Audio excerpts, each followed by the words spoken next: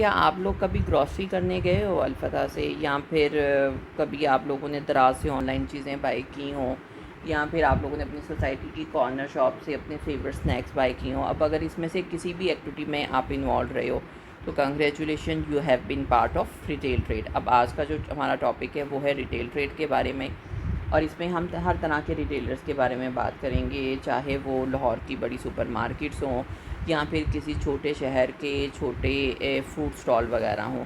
उनके main functions क्या हैं और वो आपको सर्व किस तरह से करते हैं। अब आज की वीडियो में हम जिन टॉपिक के बारे में पढ़ेंगे वो है कि रिटेलर्स का रोल क्या है चेन ऑफ प्रोडक्शन में, टाइप्स ऑफ रिटेलर्स क्या क्या हैं, स्मॉल और लार्ज रिटेलर्स आपस में compete किस तरह से करते हैं, सेलिंग टेक्निक्स क्या हैं, और जो हमारा लास्ट पॉइंट होगा कि मॉडर्न ट्रेंड्स क्या हैं रिटेलिंग में। रिटेल ट्रेड में हमारा जो सबसे पहला टॉपिक है वो है role of retailers in the chain of distribution. अब ये है कि चेन ऑफ डिस्ट्रीब्यूशन क्या होता है। चेन ऑफ डिस्ट्रीब्यूशन एक प्रोसेस होता है जिसमें गुड्स प्रोड्यूसर से फाइनल कंज्यूमर तक पहुंचाई जाती हैं। अब ये जो रिटेलर्स होते हैं, अब अगर ट्रेडिशनली हम देखें ना कि जो प्रोसेस है चेन ऑफ डिस्ट्रीब्यूशन का, वो ये होता है कि प्रोड्यूसर से होलसेलर के पास जाती हैं, होलसेलर से रिटेलर के पास जाती हैं, और रिटेलर से फाइनल कंज्यूमर तक जाती हैं। तो जो रिटेलर्स होता है वो हमेशा फाइनल लिंक क्रिएट करता है बिटवीन प्रोड्यूसर और फाइनल कंज्यूमर। अब ये जो हमारे रिटेलर्स होते हैं ये मिडल मैन होते हैं और ये डिफरेंट आपको सर्विसेज प्रोवाइड करते हैं।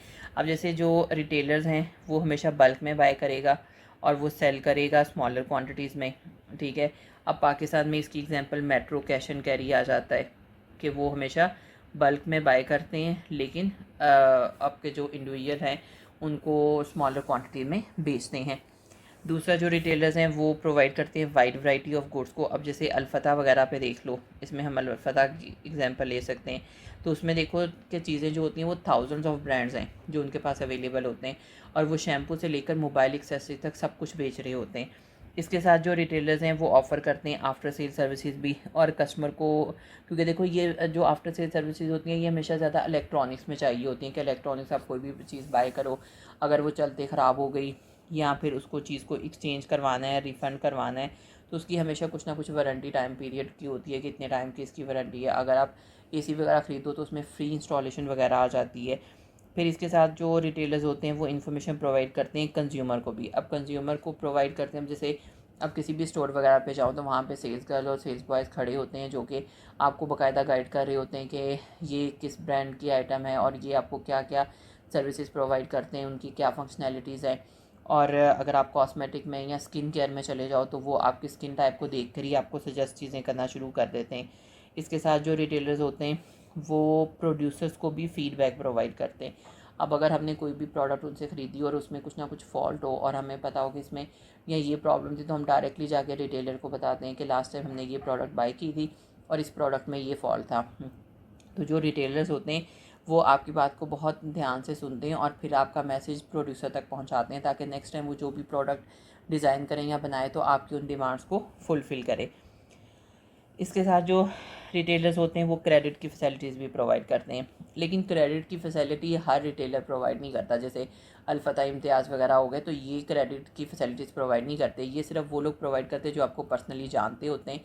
जैसे कि आपके सोसाइटी के स्टोर्स वगैरह होते हैं, सोसाइटी में जो ग्रॉसरी शॉप वगैरह होती हैं वो वहाँ आपका डेली आना जाना होता है, उनको आपके एड्रेस का पता होता है कि आप यहीं पर परमानेंट रहते हो, तो फिर उस वजह से वो जान पहचान की बेस पे आपको क्रेडिट की फैसिलिटी प्रोवाइड करते हैं कि आप ग्रॉसरी और डेली यूज़ की चीज़ें ख़रीदते रहो और at the end of the जो मंथ होगा आप पे कर देना। इसके साथ जो रिटेलर्स हैं वो एम्प्लॉयमेंट क्रिएट करते हैं, क्योंकि जब भी रिटेलर कोई भी शॉप बनती है तो उसमें स्टाफ उनको बहुत ज़्यादा चाहिए होता है, तो उससे एम्प्लॉयमेंट क्रिएट होगी। इसके साथ साथ जो रिटेलर्स होते हैं वो हमेशा प्रोडक्ट्स को बहुत अट्रैक्टिव वे में ना शेल्फ पे आप कह लो कि सजाते हैं, और उस पर प्रॉपर लाइट होती है, सेल्स प्रमोशन जो भी लगी होती हैं वो प्रॉपरली एडवर्टाइज उनको किया जाता है ताकि लोगों को पता चल सके और ज़्यादा से ज़्यादा लोग उनको ख़रीद सकें। अब जैसे कॉस्मेटिक शॉप वगैरह होती हैं वहाँ पर डिफरेंट अट्रैक्टिव से पोस्टर्स लगे होते हैं, उसके साथ उन्होंने सैंपल रखे होते हैं ताकि आप यूज़ करके देख सको। इसके साथ अगर आप आजकल हर ब्रांड ने, वैसे मेजॉरिटी लोगों ने ना वो परफ्यूम वगैरह लॉन्च किए हुए हैं, तो आप किसी भी आउटलेट पे जाओ तो वो सबसे पहले लेकर खड़े होते हैं कि जी ये सैंपल वगैरह है, आप उसको टेस्ट कर लो। अच्छा, इसके बाद आ जाता है रिटेलर्स का रिस्पॉन्स। अब देखो जैसे मॉडर्न ये टाइम है, तो इसमें चीज़ें बहुत जल्दी चेंज हो रही हैं। तो इस तरह जो हमारे कस्टमर है ना, उनकी एक्सपेक्टेशंस बहुत हाई हैं। तो रिटेलर्स को कंपेटिटिव रहने के लिए ना मार्केट में उनकी उन एक्सपेक्टेशंस को लाजमी मीट करना पड़ता है। अब इसमें कि कस्टमर की डिमांड जैसे कैसे चेंज होती है। अब जैसे कोविड का टाइम था, तो कोविड के टाइम में हर किसी ने ऑनलाइन शॉपिंग को प्रेफर करना शुरू कर दिया था। तो फिर इस वजह से हर रिटेलर ने उसके बाद ई कॉमर्स वेबसाइट बनाई ताकि लोगों के पास इजी एक्सेस हो जो लोग ऑनलाइन शॉपिंग करना चाहते हैं। फिर उसके बाद लोगों का प्रेफरेंस हो गई कि उनको फ़ास्ट डिलीवरी चाहिए। अब फ़ास्ट डिलीवरी आ जाती है या तो ग्रॉसरी आइटम में या फिर फार्मेसी की आइटम्स के जो मेडिसिन वगैरह होती हैं। तो अब जितनी भी फार्मेसी हैं वो मेजॉरिटी आपको डिलीवरी की सर्विसेज प्रोवाइड करती हैं और सेम डे पर डिलीवरी करती हैं। और उनका स्पेसिफिक नंबर ऑफ़ आवर्स होते हैं कि अगर आपने इतने टाइम से पहले अपनी मेडिसिन ऑर्डर कर दी तो फिर आपको आज के दिन ही डिलीवरी हो जाएगी, नहीं तो नेक्स्ट डे पे होगी। और फिर जैसे ही लोगों की ख्वाहिश हुई सस्टेनेबल गुड्स के बारे में, तो सब ने इको फ्रेंडली प्रोडक्ट को लॉन्च करना शुरू कर दिया। फिर कस्टमर की डिमांड चेंज हुई बेटर सर्विसेज के, क्योंकि ज़ाहिर है अब हर जो जितने भी कस्टमर हैं वो भी बहुत अच्छा नॉलेज रखते हैं हर चीज़ के बारे में। तो हर किसी की डिमांड होती है कि उनको बेटर सर्विसेज प्रोवाइड की जाएँ। तो फिर इस वजह से जितने भी रिटेलर्स थे उन्होंने ट्रेन स्टाफ को हायर करना शुरू कर दिया ताकि उनकी कस्टमर सर्विसेज बेटर हों। फिर इसके बाद लोगों की डिमांड बढ़ना शुरू हो गई पर्सनलाइज शॉपिंग की तरफ। तो फिर अभी हर ब्रांड की है कि वो आपका पर्सनल डाटा स्टोर करते हैं और जब भी आपके डिमांड की चीज़ आती है या आपके रिक्वायरमेंट के पे बेस कोई भी चीज़ आती है तो वो आपको रिकमेंड करना शुरू कर देते हैं। फिर इसके बाद मोबाइल पेमेंट का ट्रेंड आया। तो अब देखो कि हर जगह पर आपको ऑनलाइन पेमेंट की फैसिलिटी अवेलेबल है। इवनली जैसे ईद के दिनों में स्टॉल लगे होते हैं चूड़ियों के, मेहंदी वगैरह के, तो अब वहाँ पर भी उन लोगों ने आपकी ऑनलाइन पेमेंट की मशीन्स रखी होती हैं और वहाँ पर भी आपकी ऑनलाइन पेमेंट हो जाती है। तो वहाँ पर भी आपको कैश लेके जाना ज़रूरी नहीं होता। अच्छा, अब जो नेक्स्ट हमारा पॉइंट है वो है टाइप्स ऑफ रिटेलर के बारे में। अब जो रिटेलर हैं वो डिफरेंट साइज़ के होते हैं। अब कुछ बड़े रिटेलर्स हैं, कुछ छोटे रिटेलर्स हैं। बड़े रिटेलर्स में सुपर मार्केट, हाइपर मार्केट वगैरह आ जाती हैं और दूसरे हमारे स्मॉल स्ट्रीट स्टॉल्स वगैरह भी हैं। तो अब हर एक टाइप ऑफ रिटेलर की डिफरेंट स्पेसिफिकेशंस हैं। अब सबसे पहला जो हमारा टाइप ऑफ रिटेलर उसमें आ जाती हैं हाइपर मार्केट। अब जो हाइपर मार्केट है ना वो होती हैं जो ह्यूज सेल्फ सर्विस देती हैं, ठीक है। इसके साथ ये हमेशा सिटी से बाहर बनाई जाती हैं क्योंकि इसमें ये हमेशा मैसेज के लिए होती हैं, ठीक है। और जो चीज़ें मैसेज के लिए होती है इसका मतलब है कि वहाँ पर पार्किंग फैसिलिटी ज़्यादा होनी चाहिए, वहाँ पर रश ज़्यादा होता है, तो इसलिए हमेशा इसको सिटी से थोड़ा सा बाहर बनाया जाता है। और इसमें पाकिस्तान की एग्जांपल आ जाती है वही मेट्रो, कैश एंड कैरी, ठीक है। और फिर इसके बाद सुपर मार्केट्स आ जाती हैं। अब देखो हाइपर मार्केट भी लार्ज सेल्फ सर्विस एरिया होते हैं और सुपर मार्केट भी लार्ज सेल्फ सर्विस एरिया होते हैं, लेकिन दोनों में फ़र्क सिर्फ ये होता है कि जो हाइपर मार्केट है ना उसमें super market plus departmental store आ जाता है, लेकिन जो सुपर मार्केट है ना वो हमेशा मेनली जो मतलब मेन जो चीज़ें वो प्रोवाइड करती हैं वो फूड, जहाँ पे हम ग्रॉसरी और जो डेली यूज़ की चीज़ें ना वो आ जाती हैं, और जिसमें अलफता आ जाता है, ठीक है। अलफता हो गया, तो यहाँ पर ये ग्रॉसरी स्टोर वगैरह होते हैं जिनका मेन पर्पस आपको फूड प्रोवाइड करना होता है, वो सुपर मार्केट होती हैं।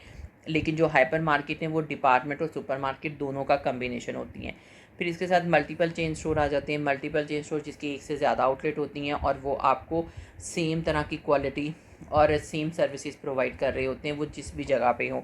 अब इसमें अगर फूड की आइटम देखो तो KFC हो गया, मैकडॉनल्ड्स हो गए, कपड़ों में देख लो तो सफ़ायर हो गया, ठीक है। जितनी भी ब्रांड्स की आइटम्स वगैरह हैं वो हर जगह पर सेम सर्विसेज प्रोवाइड कर रहे होते हैं। फिर इसके बाद आपके डिपार्टमेंटल स्टोर आ जाते हैं। डिपार्टमेंटल स्टोर होते हैं जो कि लार्ज स्टोर होते हैं, इनको डिफरेंट डिपार्टमेंट्स में डिवाइड किया जाता है। जैसे एक कॉस्मेटिक सेक्शन होगा, एक ग्रॉसरी सेक्शन होगा, एक कपड़ों का सेक्शन अलग होगा, शूज़ का सेक्शन अलग होगा। तो इस तरह से जिसको स्पेसिफिक कैटेगराइज कर दिया जाता है डिपार्टमेंट में, वो डिपार्टमेंटल स्टोर होते हैं। और अगर हम यहाँ पे देखें तो यहाँ पर चेज़अप डिपार्टमेंट स्टोर है जो कि लाहौर, कराची, इन सब एरियाज़ में हैं।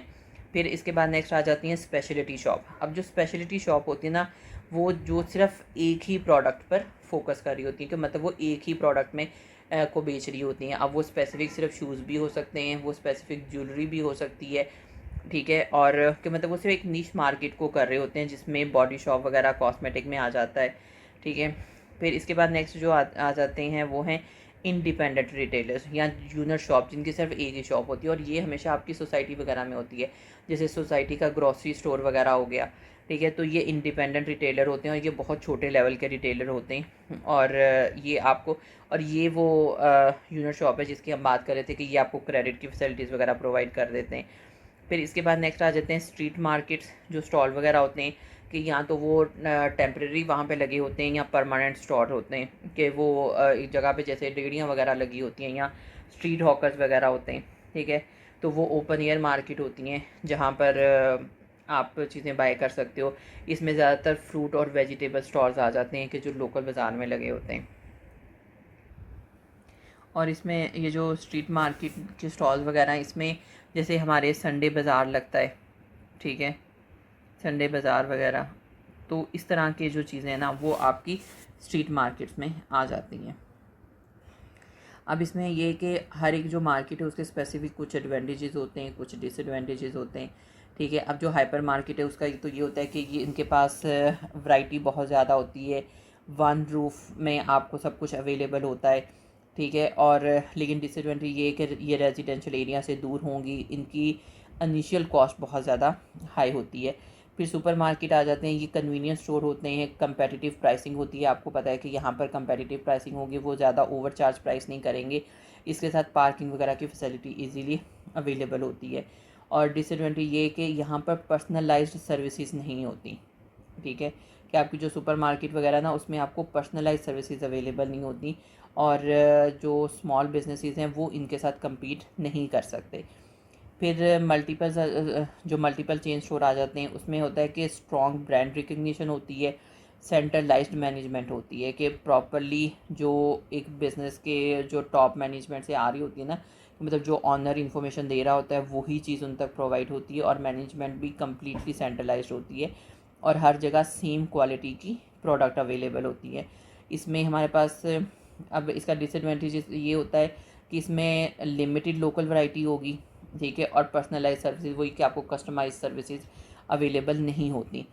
फिर डिपार्टमेंटल स्टोर आ जाते हैं जिसमें वैरायटी ऑफ गुड्स अवेलेबल होती हैं, हर एक डिपार्टमेंट में अट्रैक्टिव शॉपिंग इन्वायरमेंट होता है। लेकिन डिसएडवांटेज इसका ये कि ये एक्सपेंसिव लोकेशंस पे होता है और इसकी जो स्टाफ की कॉस्ट है वो बहुत हाई होती है। फिर इसके बाद स्पेशलिटी शॉप आ जाती हैं, स्पेशलिटी शॉप में पाकिस्तान में मनीसो भी इसमें आ जाता है कि मनीसो भी हमारी स्पेशलिटी शॉप में आ जाता है।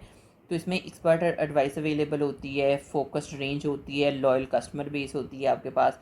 लेकिन इसका भी डिसएडवांटेज यही है कि प्राइस इनकी हाई होती है और चॉइस लिमिटेड होती है, क्योंकि आप एक ही स्पेसिफिक प्रोडक्ट पे कर रहे होते हो, तो फिर चॉइस की जो कस्टमर है उनके पास वैरायटी ऑफ चॉइस इतनी ज़्यादा अवेलेबल नहीं होती। फिर इसके बाद नेक्स्ट इंडिपेंडेंट रिटेलर्स हैं जो कि पर्सनल कस्टमर सर्विसेज प्रोवाइड कर रहे होते हैं। इनके जो टाइमिंग है वो बहुत फ्लेक्सिबल होती हैं, क्योंकि ज़ाहिर है वो आपकी सोसाइटी की शॉप है। अब अगर अलफता देखा जाए तो अलफता का तो स्पेसिफिक टाइम है कि वो 10-11 बजे बंद हो जाएगा, उसके बाद वो नहीं होगा। लेकिन जो आपकी सोसाइटी की ग्रॉसरी शॉप है वो रात 2-2 बजे तक खुली रहती हैं। तो इस तरह से इनकी जो फ्लेक्सिबल टाइमिंग होती है इनकी, और किसी भी टाइम आपको ज़रूरत के वक्त चीज़ यहाँ से मिल सकती है।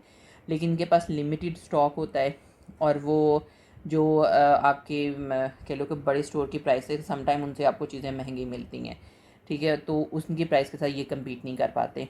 फिर इसके बाद स्ट्रीट मार्केट्स आ जाती हैं, उसमें ये होता है कि फ़्रेश गुड्स अवेलेबल होंगी, लोअर कॉस्ट पे अवेलेबल होंगी, उनकी प्राइस कम होती है, ठीक है, और सेलर के साथ आप डायरेक्टली नेगोशिएट भी कर लेते हो, बारगेनिंग वगैरह की फैसिलिटी यहाँ पे होती है। लेकिन डिसएडवांटेज ये है कि ये अगर वेदर कंडीशन पुअर होगी तो ज़ाहिर उस दिन ये नहीं लगेगा। और फिर इसके साथ होता है कि lack of formal customer services यहाँ पर होती हैं। तो ये हमारा था टाइप्स ऑफ रिटेलर, और ये कि उसके एडवांटेज और डिसएडवांटेजेस क्या हैं। इसके बाद जो हमारा नेक्स्ट टॉपिक है वो है लार्ज स्केल और स्मॉल स्केल रिटेलिंग। अच्छा, अब ये जो लार्ज स्केल रिटेलिंग है ना, इसमें वो बिजनेसेस होते हैं जो कि अपनी गुड्स या सर्विसेज बेच रहे होते हैं लार्ज स्केल पे, और इनके पास मल्टीपल आउटलेट्स होती हैं, जैसे कि सुपर मार्केट हो गए, हाइपर मार्केट, डिपार्टमेंटल स्टोर और ऑनलाइन प्लेटफॉर्म वगैरह के, मतलब ये बड़े स्केल पे चीज़ों को बेच रहे होते हैं। और इसमें हमारी वही एग्जांपल आ जाती हैं, इसमें मेट्रो भी आ जाता है, इम्तियाज़ भी आ जाता है, ठीक है, अलफता भी आ जाता है। तो इस तरह की जितनी भी बिजनेसेस हैं ना वो सारे लार्ज स्केल रिटेलर्स हैं। फिर दूसरे हमारे स्मॉल स्केल रिटेलर्स होते हैं जिसमें लोकल बिजनेसेस होते हैं, ठीक है, वो या तो एक बंदा उनको डील कर रहा होता है या छोटा सा ग्रुप होता है कि जैसे ये 2 भाई मिलके काम कर रहे हैं तो इस तरह से, और ये हमेशा कॉर्नर शॉप होती है, ठीक है, और ये एक छोटा सा स्पेशलिटी टाइप स्टोर भी हो सकता है इसमें, तो वो स्मॉल स्केल रिटेलर्स होते हैं। अब ये जो लार्ज स्केल रिटेलर्स होते हैं ना, इनके स्पेसिफिक एडवांटेजेस हैं क्योंकि ये बल्क में चीज़ें बाय कर रहे होते हैं तो इनको हमेशा पर प्रोडक्ट कॉस्ट कम पड़ती है, जिसकी वजह से ये इकोनॉमी ऑफ स्केल को अचीव कर रहे होते हैं। अब देखो जो लार्ज स्केल वाले वो हमेशा बल्क में चीज़ें बाय करें, तो बल्क में चीज़ें बाय उनको सस्ती मिलेंगी तो उनकी पर प्रोडक्ट कॉस्ट भी कम होती है, जिसकी वजह से वो इकोनॉमी ऑफ स्केल को अचीव कर लेते हैं। लेकिन जो स्मॉल रिटेलर्स हैं वो इकोनॉमी ऑफ स्केल को अचीव नहीं कर पाते क्योंकि उनको स्पेसिफिक मार्केट के लिए स्पेसिफिक चीज़ें रिक्वायर्ड होती हैं। तो जब आप थोड़ी चीज़ें बाय करते हो तो फिर वहाँ पे आपको पर प्रोडक्ट कॉस्ट का कोई बेनिफिट नहीं होता। दूसरी बात ये होती है कि ये जो मतलब लार्ज के रिटेलर्स होते हैं ये उनके पास वैरायटी बहुत ज़्यादा होती है, तो ये हमेशा आपको ज़्यादा फैसिलिटेट कर देते हैं। लेकिन फिर इसके बाद इसके साथ होती है कि ये मॉडर्न फैसिलिटीज़ भी प्रोवाइड करते हैं क्योंकि यहाँ पर प्रॉपर आपका एयर कंडीशनिंग सिस्टम होता है, इलेक्ट्रॉनिक चेकआउट होता है, इनकी प्रॉपर पार्किंग होती है, लॉयल्टी कार्ड्स वगैरह की भी अवेलेबल होते हैं। कुछ ब्रांड्स लॉयल्टी कार्ड देते हैं लेकिन हर किसी के खैर नहीं होते। लेकिन फिर इसके साथ इनका होता है कि इनकी स्ट्रॉन्ग ब्रांड रिकग्निशन होती है। अब जैसे अल्फता वगैरह है तो इनकी ब्रांड रिकग्निशन स्ट्रॉन्ग है, तो वर्ल्ड वाइड लोग इनको जानते हैं, मतलब पूरी कंट्री में लोग इनको जानते हैं, तो इन पे लोगों का ट्रस्ट भी होता है और जो लॉयल कस्टमर है वो हमेशा इनकी तरफ अट्रैक्ट होते हैं। इनकी एक स्पेसिफिक कस्टमर बेस होती है जो कभी ख़त्म नहीं होती। फिर इसके साथ इनकी जो प्राइसेस है ना वो कम होती हैं in comparison to small scale retailers के।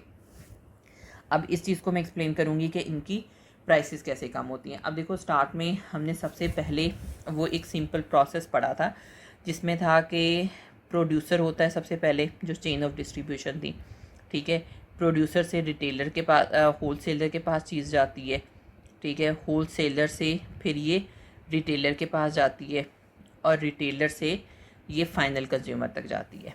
तो अब देखो अगर एक प्रोड्यूसर है, लेट्स सपोज उसने कोई चीज़ बनाई है, कोई भी प्रोडक्ट है, उसकी कॉस्ट यहाँ पर 50 थी कि 50 में उसके पास बनी, तो उसने 50 में बेची होलसेलर को, ठीक है। अब होलसेलर इसमें अपना 10% कह लो कि 10 रुपीज़ इसमें अपना मार्जिन रखता है, तो ये 60 में ये चीज़ रिटेलर को बेचेगा, ठीक है। अब रिटेलर को 50 वाली चीज़ 60 में मिली है तो वो इसमें 10 अपना मार्जिन रख के इसको बेचेगा 70 में फाइनल कंज्यूमर को, ठीक है। अब देखो रिटेलर का फ़ायदा भी 10 रुपये है, होलसेलर का फ़ायदा भी 10 रुपये है यहाँ पर। लेकिन अगर जो लार्ज रिटेलर्स होते हैं, ये जो रिटेलर्स वाले लार्ज होते हैं, ये क्या करते हैं, ये दरमियान में से होलसेलर को हटा देते हैं और ये डायरेक्ट डील कर लेते हैं प्रोड्यूसर के साथ, ठीक है। अब अगर रिटेलर्स ने डायरेक्ट डील, और क्योंकि ये बड़ा रिटेलर ही कर सकता है, ये छोटा रिटेलर नहीं कर सकता, तो जो बड़े स्केल के रिटेलर्स होते हैं ना वो फिर होलसेलर को रिमूव करते हैं दरमियान में और अपना डायरेक्ट एक लिंक बना लेते हैं प्रोड्यूसर के साथ। अब जब होलसेलर दरमियान से ख़त्म हो गया, प्रोड्यूसर ने तो चीज़ 50 की बेचनी थी, अब रिटेलर को जो चीज़ 60 की मिल रही थी अब वो उसको किस प्राइस पे मिलेगी, 50 प्राइस पे। अब अगर 50 पे इसको कॉस्ट मिली और ये कंज्यूमर को 70 में दे रहा था, तो अब ये इसको कम करके 65 में फ़ाइनल कंज्यूमर को देगा अगर होलसेलर को दरमियान से हटा दे तो अब क्या करते हैं जो रिटेलर्स होते हैं ना लार्ज वाले, वो होलसेलर को हटाते हैं, डायरेक्टली प्रोड्यूसर के साथ लिंक करते हैं और प्रोड्यूसर से सस्ती चीज़ लेकर कंज्यूमर को भी सस्ती बेच देते हैं, तो जिसकी वजह से कस्टमर को लो प्राइस पे चीज़ मिलेगी, ठीक है। अब देखो अगर इस सिचुएशन में देखा जाए ना तो रिटेलर को फ़ायदा 15 रुपये हुआ है और पहली सिचुएशन में उसको 10 रुपये फ़ायदा हो रहा था। अब फ़ायदा भी ज़्यादा हो रहा है लेकिन वो कस्टमर को लो प्राइस पे भी दे रहा है, तो इस वजह से ये जो लार्ज स्केलर है वो हमेशा लोअर प्राइसेस पे चीज़ों को देते हैं। अब इसमें फिर इस तरह आ जाते हैं कि इनके कुछ डिसएडवांटेजेस भी हैं। अब डिसएडवांटेज ये होता है कि पर्सनल टच नहीं रहता क्योंकि क्योंकि ज़ाहिर है अब आपके जो एम्प्लॉयज़ होंगे वो कस्टमर को पर्सनली तो नहीं जानते होंगे लार्ज स्केल वाले। इसके साथ इनकी हाई सेटअप कॉस्ट होती है, इनका बिल्डिंग बहुत एक्सपेंसिव होता है, स्टाफ एक्सपेंसिव होता है, इनको टेक्नोलॉजी रिक्वायर्ड होती है और हमेशा ये out of town locations available पे बनते हैं कि मतलब जो जहाँ पे लोगों को स्पेसिफिक ट्रांसपोर्ट से जाना पड़ता है। फिर इन्वायरमेंटल इम्पैक्ट भी होता है कि समटाइम इनकी पैकेजिंग वगैरह और जो बाकी चीज़ें हैं वो हमारे जो इन्वायरमेंट है उस पर नेगेटिव इम्पैक्ट डाल रही होती हैं। अच्छा, अब आ जाता है कि इफ़ेक्ट क्या है लार्ज स्केल रिटेलर्स का। अब होल सेलर पे नेगेटिव इम्पैक्ट है। अब नेगेटिव इम्पैक्ट किस तरह से है, इस वे में जो मैंने पहले एक्सप्लेन किया है कि उन्होंने होल सेलर को दरमियान से रिमूव कर देना है। तो इस वजह से होल सेलर पर नेगेटिव इम्पैक्ट है, क्योंकि जो लार्ज रिटेलर्स हैं वो होल सेलर को रिमूव करते हैं और डायरेक्ट डील कर लेते हैं प्रोड्यूसर के साथ। और इस वाली जो टर्मिनोलॉजी है उसको हम बोलते हैं डिस इंटरमीडिएशन। ठीक है, कि मतलब वो प्रोसेस जिसमें जो रिटेलर्स हैं वो डायरेक्टली प्रोड्यूसर के साथ डील कर लेते हैं और होल सेलर को हटा देते हैं दरमियान से, उसको हम डिस इंटरमीडिएशन बोलते हैं। जिसकी वजह से फिर जो होल सेलर है उनकी डिमांड कम हो जाती है, कि होल सेलर का जो बिज़नेस है उनको लॉस होना शुरू हो जाता है।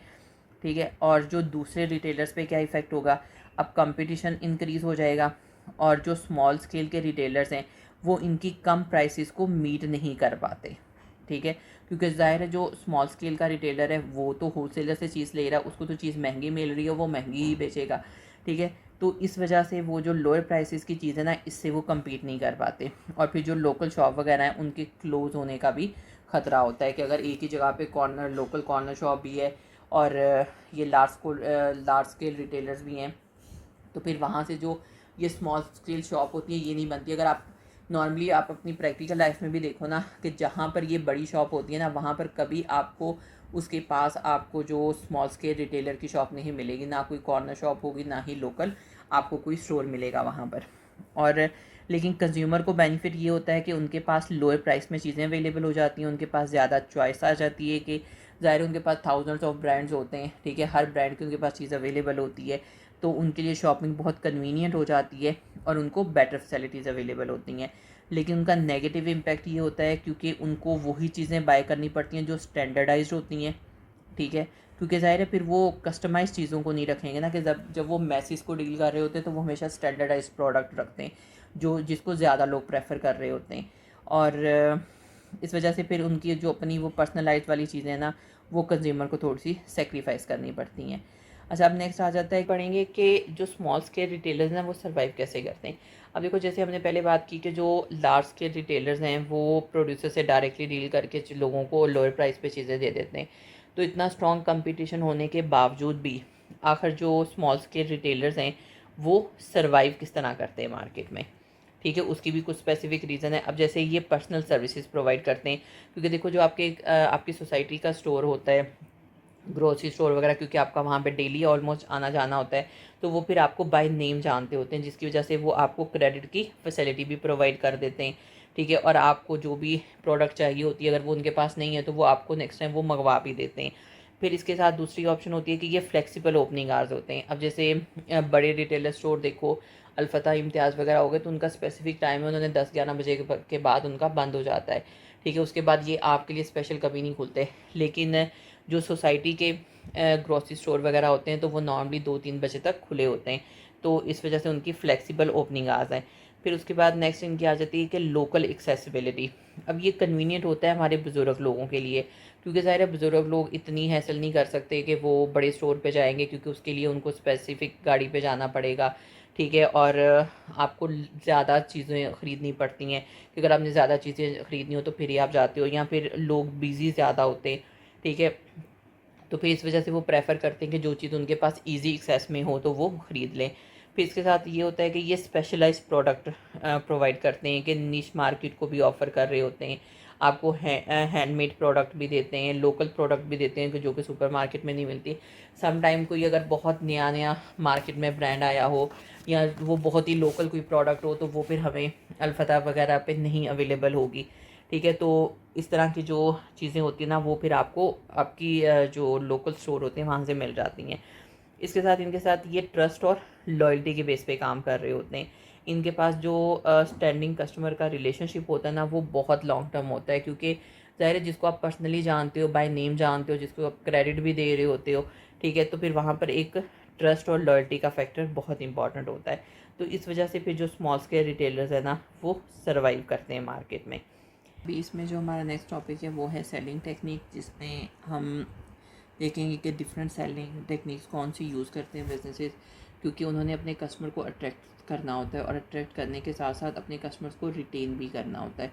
क्योंकि अगर आज के दौर में देखो ना, तो आज के मॉडर्न टाइम में जो इम्पॉर्टेंट चीज़ सिर्फ कस्टमर को अट्रैक्ट करना नहीं होता, क्योंकि अट्रैक्ट करने से, अच्छी पैकेजिंग से सिर्फ लोग आपके वन टाइम बायर बनते हैं। आपको उनको अपनी जो सेल्स है उनको बार बार करवाने के लिए और रिपीट कस्टमर बनाने के लिए आपको एक हाई क्वालिटी की चीज़ों को प्रोवाइड करना पड़ता है और डिफरेंट मेथड्स और टेक्निक्स को यूज़ करना पड़ता है, ताकि लोग आपके बिजनेस से अटैच रहें और आपकी सेल्स इंक्रीज़ हों और आपके बिज़नेस की ब्रांड लॉयल्टी हो और लोगों को उस पर ट्रस्ट हो। अब इसी वजह से सबसे पहले टेक्निक आ जाती है ब्रांडिंग। ब्रांडिंग में ये होता है कि आपका एक यूनिक नेम होता है, आपकी स्पेसिफिक इमेज होती है, जैसे कि नाइकी और एप्पल वगैरह की है, और लोग फिर उन ब्रांड्स पे ट्रस्ट करते हैं और लोग आपकी प्रोडक्ट को बार बार परचेज़ करते हैं। अब जैसे सुपर मार्केट्स वगैरह होती हैं, उनकी कुछ अपनी प्रोडक्ट्स होती हैं, जैसे अगर आप अल्फ़ता वगैरह पे ग्रॉसरी करने जाओ तो वहाँ पर जो कुछ आइटम होती हैं वो अल्फ़ता के ही ब्रांड के अंडर होती हैं, तो वो उनके स्पेसिफिक ब्रांड होते हैं और फिर इस वजह से उनके अपने ब्रांड पर उनके प्रॉफिट मार्जिन बहुत हाई होते हैं और उनकी जो प्राइस ऑप्शन है वो उन पे कम होती है। और फिर हर बिज़नेस का एक स्पेसिफिक लोगो होता है जो कि सिंबल है, उसको रिप्रेजेंट करता है ब्रांड को। अब जैसे मैकडॉनल्ड एम का होता है, ठीक है, मतलब एम का जो एम सिंबल है मैकडॉनल्ड का, तो जहाँ कहीं आप कैपिटल एम देखते हो तो आपके जहन में मैकडॉनल्ड ही आता है, तो ऐसे बिज़नेस की ईजी रिकग्निशन हो जाती है। फिर इनकी इसमें जितने भी आपकी प्रोडक्ट होती है उनकी स्पेसिफिक पैकेजिंग होती है, उनकी अट्रैक्टिव पैकेजिंग होती है, लोग जो कस्टमर को अपनी तरफ अट्रैक्ट करती हैं, ठीक है। फिर इसके बाद सेल्फ सर्विसेज होती हैं, कस्टमर कुछ चीज़ें स्टोर से खुद बाय करते हैं जिसकी वजह से लेबर कॉस्ट वगैरह कम पड़ जाती है और वो खुद उसको चेकआउट पे ले जाते हैं। फिर इसके बाद कुछ जैसे इलेक्ट्रॉनिक्स की प्रोडक्ट वगैरह होती है, उसमें आफ्टर सेल सर्विसेज बहुत इंपॉर्टेंट रोल प्ले करती हैं, क्योंकि एक दफ़ा चीज़ें लोग बाय कर जाते हैं तो उसमें समटाइम एक्सचेंज करवाना होता है या रिफ़ंड करना होता है या चीज़ों को रिपेयर करना होता है, तो उसके लिए फिर आफ्टर सेल सर्विसेज बहुत इंपॉर्टेंट होती हैं। फिर इसके बाद नेक्स्ट आ जाता है कि अब जैसे ऑनलाइन स्टोर वगैरह होते हैं, मतलब जितने भी बड़े स्टोर हैं, सुपर मार्केट है या हाइपर मार्केट हैं, वहाँ पर हर प्रोडक्ट पे बार कोडिंग होती है, तो जिसमें ब्लैक और वाइट कोड स्कैन किया जाता है चेकआउट पे, उसकी वजह से जो चेकआउट है वो बहुत तेज़ हो जाता है और इन्वेंट्री कंट्रोल हो जाती है स्पेसिफिक, क्योंकि अगर बार कोड होता है तो उससे आपको पता चल जाता है कि ये प्रोडक्ट कितनी अवेलेबल है। फिर इसके बाद EPOS आ जाते हैं कि जो कि इलेक्ट्रॉनिक पॉइंट ऑफ आपके सेल होते हैं, जो कि कंप्यूटराइज सिस्टम है चेकआउट पे, और उससे ये होता है कि आपकी एक तो बिलिंग एक्यूरेट हो जाती है और रियल टाइम में आपका स्टॉक अपडेट हो जाता है कि अब जितना भी आपके पास पीछे स्टॉक पड़ा हुआ है वो साथ साथ अपडेट प्लस माइनस होता रहता है, तो फिर आपको इन्वेंट्री की टेंशन नहीं होती। फिर इसके नेक्स्ट आ जाती है डायरेक्ट मेल आ जाती है, जिसमें प्रोमोशनल लेटर भेजे जाते हैं, ठीक है, और वो स्पेसिफिक कस्टमर को ही टारगेट कर रहे होते हैं। फिर फैक्ट्री आउटलेट्स की आ जाती हैं। अब फैक्ट्री आउटलेट में ये होता है कि प्रोड्यूसर जो होते हैं वो दरमियान वाले मिडल मैन को हटा देते हैं, वो डायरेक्टली चीज़ें कस्टमर को बेचना शुरू कर देते हैं, और जब भी प्रोड्यूसर डायरेक्टली चीज़ें कस्टमर को बेचता है तो वो हमेशा डिस्काउंट पे चीज़ों को बेचता है, ठीक है। उसकी वजह से कस्टमर को ज़रा वो कह लो कि सस्ती चीज़ें मिल जाती हैं। फिर इसके बाद नेक्स्ट इनकी टेक्निक आ जाती है शॉपिंग सेंटर वगैरह। शॉपिंग सेंटर में हमारे पैकेजेस मॉल, ठीक है, और एम्पोरियम वगैरह की एग्जांपल आ जाती है। तो यहाँ पर ये होता है कि शॉपिंग कन्वीनियंट हो जाती है कस्टमर के लिए, वो एक कह लो एक छत नीचे उनको डिफरेंट ग्रुप ऑफ शॉप मिल जाती हैं, डिफरेंट ब्रांड्स अवेलेबल होते हैं। फिर इसके बाद नेक्स्ट होता है इंटरनेट ऑक्शन। अच्छा, इंटरनेट ऑक्शन होती है ऐसी वेबसाइट जहाँ पे लोग बिड लगाते हैं और बिड लगा के वो चीज़ों को बाय करते हैं। अब इसमें अगर हम इंटरनेशनली देखें तो ईबे है, जहाँ पर लोग मतलब बिड के थ्रू चीज़ों को बाय करते हैं, और इसमें ये होता है कि जो भी यूज्ड आइटम होती हैं वो लोगों ने रखी होती हैं और उस पर फिर जो आपके कस्टमर होते हैं वो बिड ऑफ़र करते हैं और उसको बाय करते हैं। अब अगर पाकिस्तान में हम देखा जाए तो पाकिस्तान में इंटरनेट ऑक्शन जो होती है ना वो पाक व्हील पे होती है। अब पाक व्हील वाले क्या करते हैं, अब जैसे पाक व्हील पे अगर कोई यूज्ड कार है, ठीक है, अब यूज्ड कार की जो मिनिमम बिड प्राइस होगी ना वो रख देते हैं कि 1.5 मिलियन है। अब उन्होंने देखना है कि जो कस्टमर होंगे ना जो इंटरेस्टेड होंगे उस कार को बाय करने में, तो कोई कस्टमर बिड लगाएगा 1.55 मिलियन की, ठीक है, कोई लगाएगा 1.6 की, या कोई कस्टमर लगाएगा 1.7 की, ठीक है। तो इस तरह से फिर वो देखते हैं कि जो सबसे हाईएस्ट बिड लगाएगा ना वो, अब उन्होंने टाइम रखा होता है 48 आवर्स कि 48 आवर्स है, अब इसमें जो जो लोग बिड लगा सकते हैं वो लगाएं, और उस टाइम पीरियड में जो सबसे हाईएस्ट बिड लगाएगा ना उसको वो चीज़ सेल आउट कर देते हैं। तो ये आपकी होती है इंटरनेट ऑक्शन। सेकंड पॉइंट इसमें है कि use of computers in retailing. अब रिटेलिंग में कंप्यूटर यूज़ करने के बहुत से फ़ायदे होते हैं, क्योंकि अगर हम कंप्यूटर यूज़ करेंगे तो उसकी वजह से स्टॉक प्रॉपर्ली कंट्रोल हो जाता है। ठीक है, कंप्यूटर के थ्रू इन्वेंट्री को अच्छे तरीके से ट्रैक किया जा सकता है, और जब कभी आपका स्टॉक कम होता है तो उसमें अलर्ट लग जाते हैं कि जी आप इसको रीस्टॉक करो, इस प्रोडक्ट को। इसके साथ सेल्स एनालिसिस बहुत अच्छा हो जाता है, क्योंकि आपको पता चल जाता है कि बेस्ट सेलिंग प्रोडक्ट कौन सी है और कस्टमर किन चीज़ों को प्रेफर कर रहे होते हैं। कस्टमर डाटा स्टोरेज होता है, जिसकी वजह से लॉयल्टी कार्ड इनको बाद में इशू किए जाते हैं। फिर ईपीओएस सिस्टम होता है, जिसकी वजह से बिलिंग बहुत तेज़ हो जाती है और एरर्स के चांसेस कम हो जाते हैं। और सिक्योरिटी सिस्टम्स प्रॉपर्ली होता है, सीसीटीवी होती है, बार कोड होता है और स्कैनिंग वगैरह भी होती है, ताकि चोरी वगैरह से और स्कैम वगैरह से बचाया जा सके। इसके बाद जो नेक्स्ट आ जाता है वो मेथड्स ऑफ सेलिंग है। अब इसमें सबसे पहले मेल ऑर्डर होता है। मेल ऑर्डर में क्या होता है कि कस्टमर प्रोडक्ट देखते हैं कैटालॉग में, और या फिर जो आपके लीफलेट वगैरह होते हैं या जो सोशल मीडिया पे पोस्ट वगैरह लगी होती हैं वहाँ से देखते हैं और फिर वो उसको ऑर्डर कर देते हैं। अब इसमें ये होता है कि एक तो इसके लिए आपको कोई शॉप खोलने की ज़रूरत नहीं होती, और इसके साथ साथ लोगों के पास वाइड रेंज ऑफ कस्टमर होते हैं अवेलेबल। लेकिन डिसएडवांटेज होता है कि समटाइम डिलीवरी में डिले हो जाएगा, और हो सकता है कि प्रोडक्ट को प्रॉपर्ली चेक नहीं किया गया। अब इसमें गुल अहमद की एग्जांपल आ जाती है कि जैसे ईद पे वो कैटलॉग भेज देते हैं, और कि जो उसके ड्रेसेस वगैरह होते हैं वो कैटलॉग में आपके पास आ जाते हैं। फिर कस्टमर को जो ड्रेस वगैरह चाहिए वो फ़ोन पे या पोस्ट के थ्रू उसको डिलीवर करवा लेते हैं। नेक्स्ट जो इसकी ऑप्शन आ जाती है वो है टेली सेल्स की। अब टेली सेल्स में होता है कि जो सेल करते हैं आप थ्रू फ़ोन कॉल। ठीक है, अब इसमें अगर आपको फ़ोन कॉल कोई आ जाए तो आपको बहुत पर्सनल फील टच होता है, तो क्योंकि वो आपको बाय नेम बुला रहे होते हैं, तो इससे कम्युनिकेशन बहुत अच्छी हो जाती है। लेकिन डिसएडवांटेज होता है कि समटाइम ये कस्टमर को अनॉय भी कर देते हैं, कि बार बार कॉल करने से कस्टमर अनॉय होता है और इनके पास टाइम कम होता है चीज़ों को एक्सप्लेन करने के लिए। और इसमें जो एग्जांपल आ जाती है उसमें जैज़ वगैरह हो गया, यू फ़ोन की सर्विसेज हो गई, तो ये लोग कॉल करके फिर कस्टमर को ज़्यादा खैर अनॉय ही करते हैं, तो इससे फिर कस्टमर समटाइम अनॉय हो जाता है। फिर इसके बाद जो नेक्स्ट आ जाती है वो है टीवी शॉपिंग की। टीवी शॉपिंग के जब हम चीज़ों टेलीविज़न चैनल पे किसी भी चीज़ की एडवर्टीज़मेंट देखते हैं, तो क्योंकि हम उसमें विजुअल डिस्प्ले देख रहे होते हैं, डेमोस देख रहे होते हैं, जिसकी वजह से हम चीज़ को फ़ौरी बाय कर लेते हैं। लेकिन उसका डिसएडवांटेज ये होता है कि वो लिमिटेड प्रोडक्ट रेंज होती है, और समटाइम वो हमारी इम्पल्स बाइंग होती है। अब इसमें आपको पता होना चाहिए कि इम्पल्स बाइंग क्या होती है। इम्पल्स बाइंग होती है कि जैसे जब हम इंस्टाग्राम पे स्क्रॉलिंग कर रहे होते हैं, तो स्क्रॉलिंग करते हुए रील्स में कुछ ना कुछ ऐसी प्रोडक्ट की एडवर्टीज़मेंट आ जाती है कि जिस पे लिखा होता है लिमिटेड टाइम ऑफ़र, या स्पेसिफिक परसेंटेज उस पर ऑफ होता है और सिर्फ 2 आइटम्स लेफ्ट हैं। अब ये लड़कियों की बात आ जाती है, जैसे लड़कियां होती हैं तो उनको कॉस्मेटिक में बड़ा इंटरेस्ट होता है, कपड़ों में बड़ा इंटरेस्ट होता है, तो वो जब कपड़ों पे या कॉस्मेटिक पे, लिप ग्लॉस पे, ऐसी चीज़ों पे इस तरह की एडवर्टीज़मेंट देखती हैं तो वो बिना सोचे समझे उस चीज़ को बाय कर लेती हैं। तो ये हमारा इम्पल्स बाइंग में आ जाता है। या दूसरी सिचुएशन ये भी हो सकती है, जैसे लड़के हैं, अली अहमद कोई भी हैं, जैसे आजकल ईद का मौका है तो आप मॉल में कपड़े ख़रीदने जाते हो, तो जब आप चूड़ियों की दुकान के सामने से गुजरते हो तो उसके सामने एक टैग लगा होता है by one get one free का। तो वो उस वक़्त फिर आप सोचते हो कि अच्छा, अब तो मेरी फ्रेंड्स भी ज़्यादा हैं, तो फिर बाय वन गेट वन की ऑफ़र, ये डील भी अच्छी है, तो इसमें कम पैसों में ज़्यादा चूड़ियाँ ख़रीद के ज़्यादा लोगों को खुश किया जा सकता है। तो फिर वो क्या करते हैं, वो फ़ौरी इस डील को देखते हुए चूड़ियों को बाय कर लेते हैं। तो इस तरह की जो बाइंग होती है ना, ये इम्पल्स बाइंग होती है।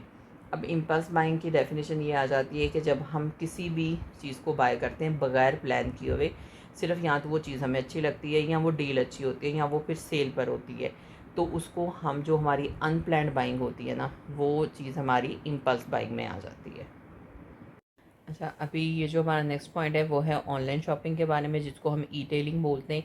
इसमें होता है कि जब आप बाय करते हो डिफरेंट वेबसाइट से, ठीक है, जिसके सिर्फ वेबसाइट प्लेटफॉर्म होते हैं, उनकी कोई फ़िज़िकल शॉप नहीं होती, जैसे कि दराज, अली एक्सप्रेस वगैरह।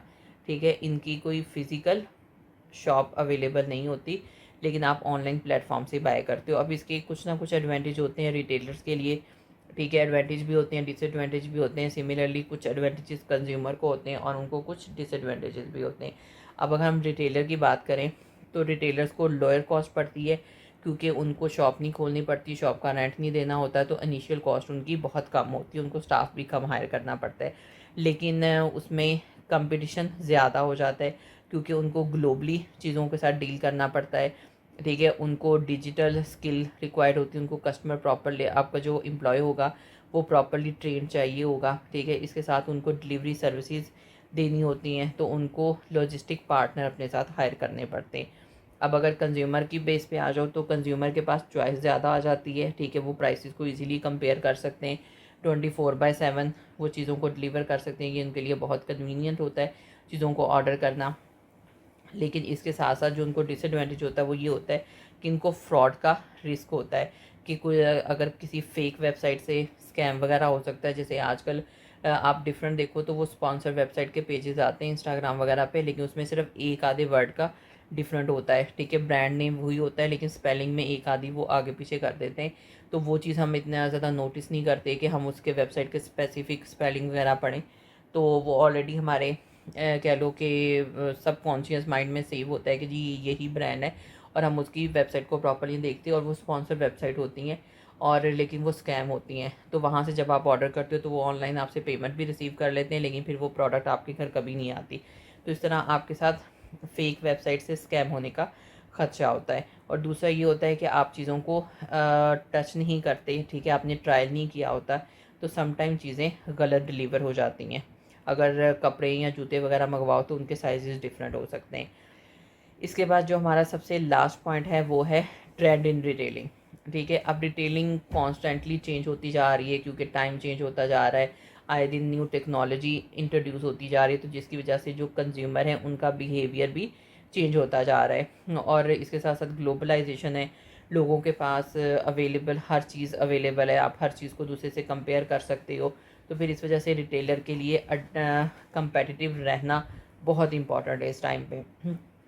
अब इसमें ट्रेंड में आ जाते हैं सबसे पहले omni channel retailing. Omni channel होती है जिसमें मल्टीपल वे होते हैं प्रोडक्ट को सेल करने के। उनके पास फिजिकल स्टोर भी होता है, उनकी वेबसाइट भी होगी, उनकी मोबाइल ऐप भी होगी, उनके पास सोशल मीडिया भी होगा, ताकि कस्टमर्स को वो हर तरह का शॉपिंग एक्सपीरियंस दे सके, ठीक है। अब जैसे अगर एक कस्टमर है, उसने कोई प्रोडक्ट इंस्टाग्राम पे देखी है, फिर वो इंस्टाग्राम पे देखने के बाद वो उसकी वेबसाइट पे जाता है, ठीक है। वेबसाइट पे देखने के बाद उसकी प्राइसेस कंपेयर करके फिर वो उसको जाके स्टोर से चीज़ों को बाय करते हैं।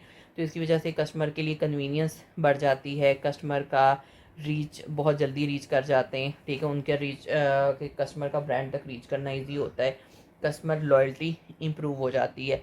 डिसएडवांटेज होता है कि इतने ज़्यादा प्लेटफॉर्म को मैनेज करना एक्सपेंसिव हो सकता है, ठीक है। और इसके साथ साथ उनको स्ट्रॉन्ग कोऑर्डिनेशन चाहिए होती है, अपनी प्रॉपर टीम मैनेजमेंट। फिर इसके बाद जो नेक्स्ट आ जाता है वो सेल्फ सर्विस चेकआउट है, जिसमें आपके पास मशीन पड़ी होती है, कस्टमर खुद ही उसको स्कैन करता है, बैग में डालता है, पैसे पे करता है और आइटम को लेकर चले जाते हैं। तो ये ज़्यादा सुपरमार्केट वगैरह में होता है, जैसे कि पाकिस्तान में कारफोर में ये फैसिलिटी अवेलेबल होती है, ठीक है। इसकी वजह से लेबर कॉस्ट कम हो जाती है, चेकआउट फास्टर हो जाते हैं, ठीक है। लेकिन डिसएडवांटेज है कि रिस्क ऑफ थेफ्ट भी इसके साथ बढ़ जाता है, और समटाइम कस्टमर को कन्फ्यूजन हो जाती है कि जैसे अगर बड़े लोग हैं, जो हमारे बुज़ुर्ग लोग हैं, तो उनको ये वो इतने ज़्यादा टेक्नोलॉजी से अडेप्टिव नहीं होते, तो उनके लिए ये चीज़ें थोड़ी मुश्किल हो जाती हैं डील करना। फिर इसके बाद लॉयल्टी प्रोग्राम्स आ जाते हैं। अब इसमें होता है कि उन्होंने कस्टमर के लिए फ्रीक्वेंट परचेजेस पे कुछ रिवॉर्ड्स रखे होते हैं कि उनको स्पेसिफिक रिवॉर्ड मिलेंगे, वो पॉइंट्स की फॉर्म में मिल सकते हैं, या स्पेसिफिक प्रोडक्ट पे डिस्काउंट मिल सकता है, या फिर वो स्पेसिफिक कोई गिफ्ट वगैरह दे देते हैं। आजकल जैसे ऑनलाइन जितने भी न्यू ब्रांड्स खुलते हैं ना, वो कॉस्मेटिक हो या कुछ भी, आप उनसे एक दफ़ा प्रोडक्ट ऑर्डर करो तो वो फिर आपको बार बार ईमेल करना शुरू कर देते हैं कि जी हम आपको इतने पॉइंट्स देते हैं, आप नेक्स्ट चीज़ बाय करोगे तो उस पर फर्दर डिस्काउंट मिलेगा। तो इस तरह की जो फैसिलिटीज़ होती है ना, वो फिर आपके इसमें आ जाती है। अब जैसे कारफोर वगैरह है, ठीक है, वो उसमें माइक क्लब और बूट्स एडवांटेज कार्ड वगैरह का सिस्टम होता है, तो वो फिर कस्टमर को इनकरेज करते हैं कि आप बार बार उनकी चीज़ों को परचेज़ करो, और कस्टमर का डाटा कलेक्ट करते हैं पर्सनलाइज मार्केटिंग के लिए, ठीक है। लेकिन समटाइम ये कॉस्टली हो जाता है इसको रन करना, और इसके साथ आप न्यू कस्टमर को अट्रैक्ट नहीं कर पाते। फिर इसके बाद नेक्स्ट आ जाती है वर्चुअल रिटेलिंग, जिसमें कोई आपका फिजिकल स्टोर नहीं होता, आप कंप्लीटली सिर्फ ऑनलाइन चीज़ों पर ही डिपेंड कर रहे होते हो। वो सिर्फ आपकी वेबसाइट होगी और वर्चुअल प्लेटफॉर्म होगा, जिसमें अमेज़ॉन, अली एक्सप्रेस और दराज वगैरह आ जाते हैं। इसमें एडवांटेज यही होता है कि उनकी कॉस्ट कम होती है, क्योंकि उनको कोई शॉप नहीं ख़रीदनी होती, ठीक है। वो 24/7 अवेलेबल होते हैं। डिसएडवांटेज होता है कि कस्टमर चीज़ों को ट्राई नहीं कर सकते, उनके पास ट्रायल करने की फैसिलिटी अवेलेबल नहीं होती। इसके साथ साथ उनको ऑनलाइन स्कैम का हमेशा ख़तरा रहता है, या फिर डिलीवरी सर्विसेज अगर डिलीवरी टाइम पे नहीं हो सकी या पुअर डिलीवरी सर्विसेज हुई तो उसकी वजह से कस्टमर ख़राब होता है। फिर इसके बाद मोबाइल रिटेलिंग आ जाती है जिसको एम कॉमर्स बोलते हैं। उसमें ये होता है कि आप स्मार्टफोन या टैबलेट के थ्रू चीज़ों को बाय और सेल करते हो। जैसे कि हम डिफरेंट ऐप यूज़ करते हैं जिसमें फूड पांडा, दराज और शीन की ऐप आ जाती है। ठीक है, इसमें यूज़र के लिए इजी होता है चीज़ों को बाय करना, और जो बिजनेसेस हैं वो भी मोबाइल एड्स और अलर्ट उसमें बहुत इजीली कर सकते हैं। और डिसएडवांटेज ये होता है कि इसमें सिक्योरिटी रिस्क होता है, आपकी वेबसाइट ऐप वगैरह हैक हो सकती है। ठीक है, इसके साथ जो इनके पास इंटरनेट एक्सेस नहीं है वो लोग आपकी चीज़ों को एक्सेस नहीं कर सकते। इसके साथ नेक्स्ट आ जाता है शॉपिंग एनीवेयर और एनी टाइम, कि आजकल जो ई कॉमर्स की वजह से आपके लिए शॉपिंग करना कोई मुश्किल नहीं रहा। आप हर जगह से हर टाइम बाय कर सकते हो, बेशक वो मिडनाइट हो या कुछ भी हो। तो कस्टमर्स के लिए बहुत फ्लेक्सिबल हो गया चीज़ों को बाय करना, उनके पास वैरायटी ऑफ प्रोडक्ट अवेलेबल होती है। तो लेकिन ये बिजनेसेस पे प्रेशर है अपने 24/7 अपने जो सर्विसेज हैं उनको इन कांटेक्ट रखना और कस्टमर्स को 24 घंटे डील करना। लेकिन समटाइम इसमें डिलीवरी डिले हो जाते हैं जिसकी वजह से कस्टमर बहुत फ्रस्ट्रेट होते हैं। तो ये हमारा था कंप्लीट रिटेलिंग के बारे में। That's it for today's lesson. Keep practicing, stay consistent, and you don't forget to like, share, and subscribe to Gen Z Learning.